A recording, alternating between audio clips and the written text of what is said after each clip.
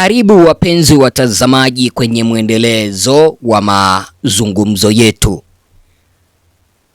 Vita na hali ya rusha ni kurushe vyote viliweza kutokea nyumbani kwake aliyekuwa mbunge wa Emurua Dikir, Johana Ng'eno, baada ya Oscar Sudi na timu kutoka upande wa North Rift kuwasili upande wa Narok kuomboleza na familia. Ni kipi ambacho kiliweza kujiri? Kuna kitendawili ambacho wananchi wanataka kiweze kuteguliwa. Wanataka waweze kuelezwa iwapo kile kifo cha ule mbunge kilikuwa cha kawaida au kuna mkono wa mtu. Mimi sijasema kwamba aliuawa. Wacha tume ya uchunguzi ilete matokeo. Lakini marafiki zake mbunge huyo wa zamani, aswa mtu ambaye anaitwa Johana Kamilan, yeye anahisi kwamba huenda ule msimamo mkali ambao Johana Ng'eno alikuwa nao wa kukataa mashamba ya wananchi wa Ang'ata Barikoi yasichukuliwe, huenda ndicho kiliweza kusababisha mpaka yeye kuaga dunia. Niwarejeshe nyuma kidogo. Yapita siku moja, Johana Kamilan kutokana na uchungu aliweza kuhapa kwamba Mnandi yeyote asifike kwenye mazishi yake Johana Ng'eno upande wa Narok. Nilikueleza kwamba upande wa Rift Valley kuna tofauti ama kuna jamii mbili ya Nandi na Kipsigis. Sasa Ng'eno ni Mkipsigis. Sasa Kamilan akasema kwamba Mnandi yeyote asionekane pale siku ya machishi. Sitaki Mnandi, sura ya Mnandi wakati tunaomboleza kushika hao watu ambao wamekufa. Sitaki nione sura ya Mnandi. Haki ya Mungu usijaribu. Bora wewe ni Mnandi. Nataka niambie Kipsigis tutulie kwa saa hii. Wacha niombe hao mandugu zangu wakina Douglas Kanja, wakina Mohamed, all protocol of security. Tunataka justice, tujue hii shamba anatuhangaisha kwa nini. Na sisi ni jamii na Mungu alitubariki. Watu wangu wako Mau tana kufa na pneumonia. Kuna watu wengine Longisa wamekaa karibu mwaka 2 hajaipata mali ya kuwekwa sababu walikufa na walitolewa Mau na kuna mtu aliangalia. So mimi naambia wakina Rigichi, wakina Kalonzo, wakina Matiang'i na mimi Kamilan, lazima tufuatilie Mkenya haki yake, akijumlisha akina William Ruto, Oscar Sudi na wengine. Sasa hii leo siku ya Jumanne tarehe 3 mwezi wa Machi, Sudi na kikosi chake waliwasili nyumbani kwake Johana Ng'eno. Walipofika na wanaendelea kuomboleza na marafiki wa Ng'eno, Kamilan mwenye alikuwa amehapa kwamba hakuna Mnandi yeyote mwenye atakanyaga mazishi yake Ng'eno, aliingia na kikosi chake.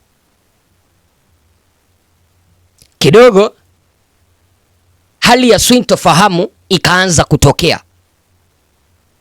akitaka yale maneno ambayo aliweza kuyazungumza kwamba hakuna Mnandi mwenye ataruhusiwa kukanyaga kwenye yale mazishi.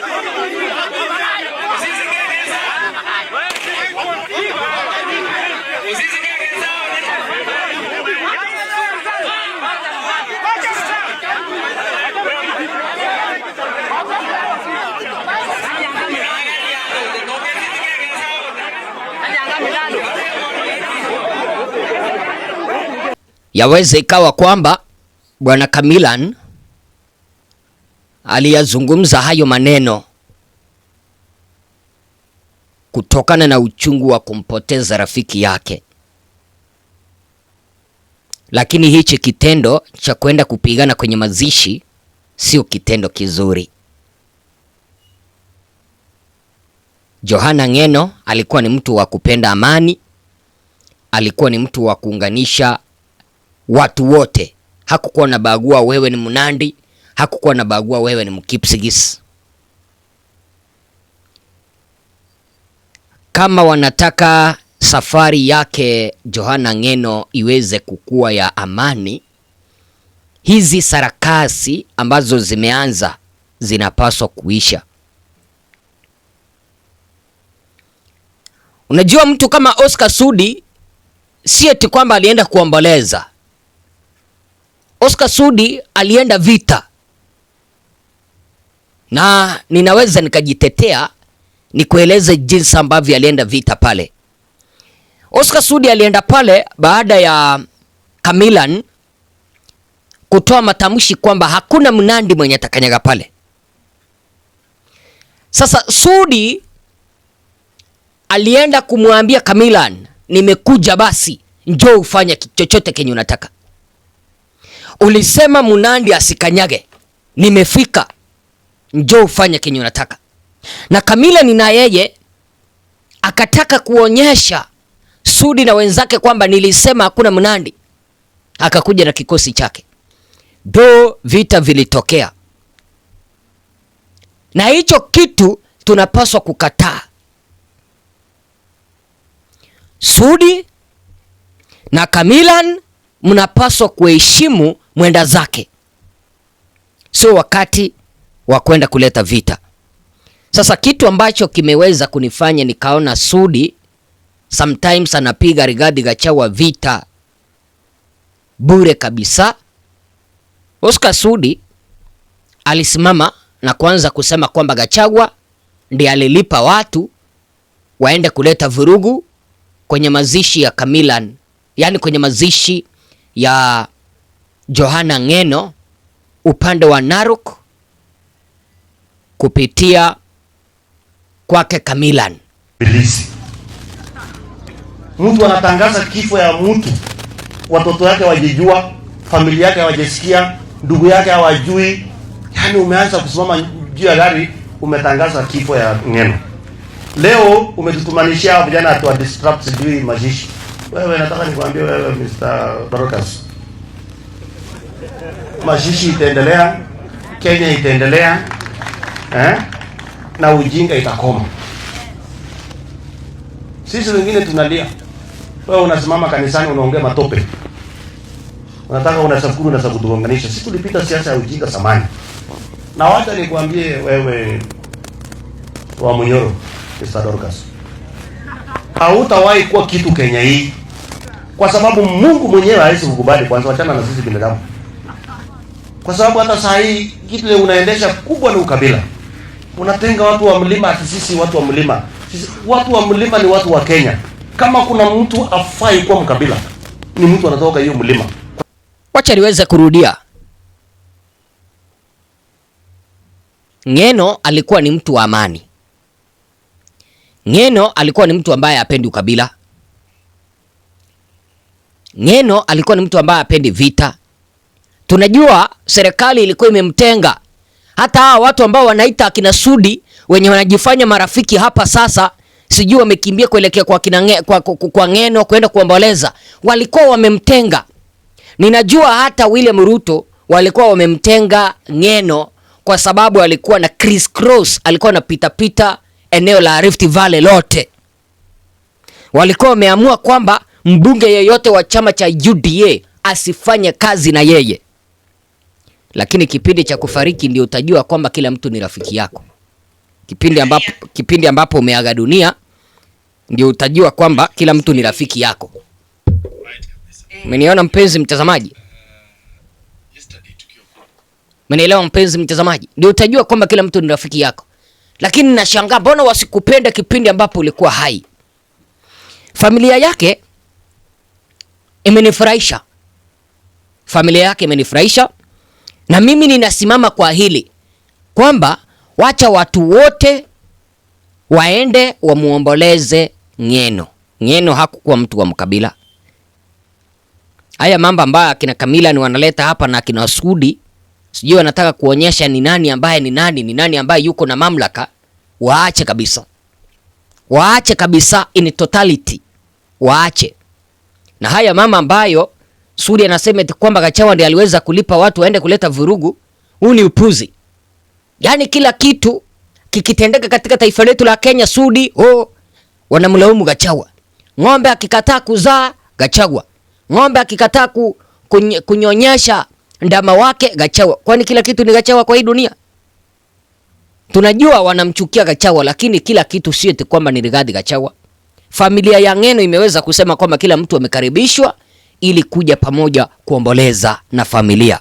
Kuna neno ambalo limetokea kwamba kuna watu wanaongea wanasema kabila zingine ama watu fulani wasikuje kwa mazishi. Sisi kama familia tumesema Johana Ng'eno ilikuwa ni mbunge wa Emurua Dikirr. Tena ilikuwa ni kiongozi ya watu wa Kalenjin, na tena ilikuwa ni kiongozi ya National. Sasa kila mtu inafaa wakuja hapa, na tumesema kama familia kila mtu akuje, ile anahitaji kuja tuomboleza pamoja akuje. Watu wote ambao wanakuja on Friday tunakaribisha kila mtu. Niseme pia mheshimiwa wetu ambaye amelala amekuwa kiongozi wa taifa.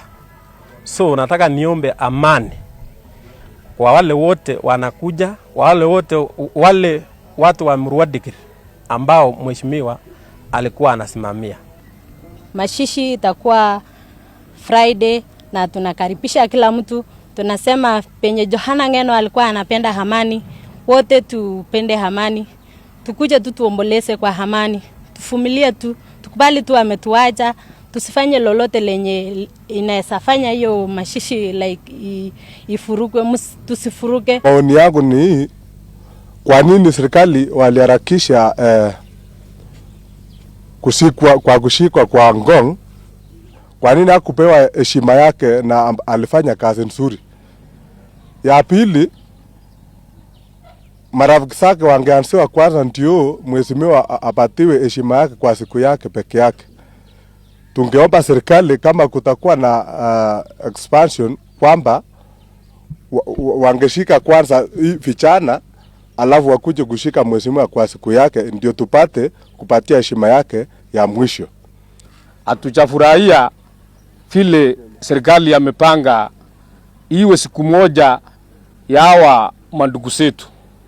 Tungefurahia kama kutakuwa na mabadiliko kiasi, atusaidie just apatie mheshimiwa siku yake na hawa mandugu zetu wapatiwe siku yao.